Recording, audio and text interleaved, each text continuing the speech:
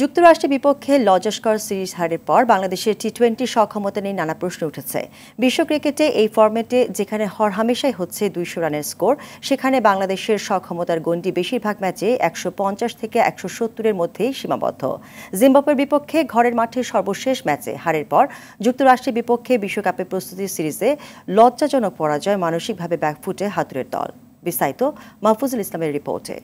Home কন্ডিশনের একটা advantage নেয়, তো টিমের চাওয়া থেকেই কিন্তু সেটা করা হয় যে টিম কোন উইকেট দিলে টিম পারফর্ম করতে পারবে, কীরকম উইকেট থাকলে টিম পারফর্ম করতে পারবে, সেই রিকোয়ারমেন্টটা কিন্তু চাহিদাটা টিম থেকেই তো আসে।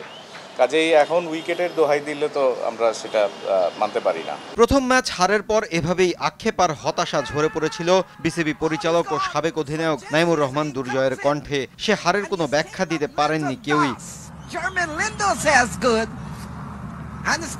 আর নির্বাচক হান্নান সরকারের ব্যাখ্যাটা ছিল এমন: টপ অর্ডার আমরা স্ট্রাগল করছি, এটা আসলে লুকোনোর কিছু নেই, লজ্জার কিছু নেই, এটা ফ্যাক্ট, এটা রিয়েলিটি। আমরা দেখছি যে আমাদের 1, 2, 3 ওই পজিশন থেকে যেভাবে আমরা চাচ্ছি সেভাবে পাচ্ছি না।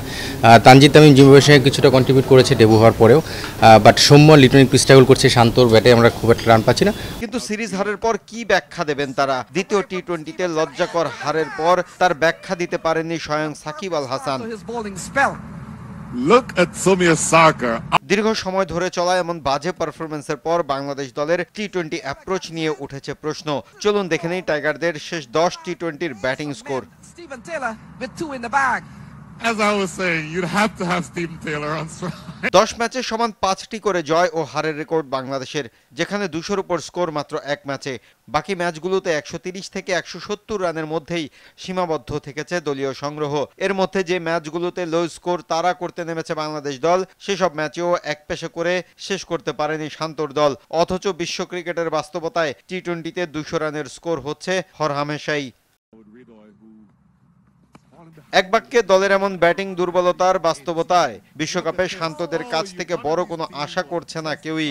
ক্রিকেটে জয় পরাজয় থাকলেও পরাজয়ের ধরন অনেক সময় দিয়ে দেয় অনেক প্রশ্নের উত্তর।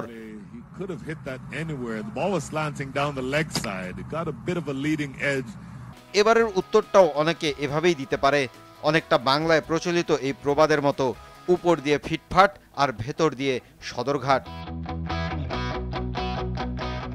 উল্টো দিকে অনেক আশাবাদী ক্রিকেট প্রেমীরা নিজেকে সান্ত্বনা এভাবেও দিতে পারে: বাঘ তো লম্বা লাফ দেওয়ার সময় 2 পা পেছায়। মাহফুজুল ইসলাম, RTV, ঢাকা।